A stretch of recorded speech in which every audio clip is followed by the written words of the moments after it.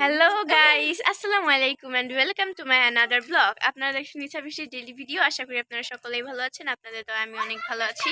আজকে হচ্ছে আমরা এলাকার সবাই মিলে হচ্ছে চড়ুই ভাতি করবো, এটা আপনাদের সাথে শেয়ার করব। গাইস, এখন আমরা কলা পাতা আনতে যাচ্ছি। এই পুকুরের এই সাইডে এসে পড়েছি।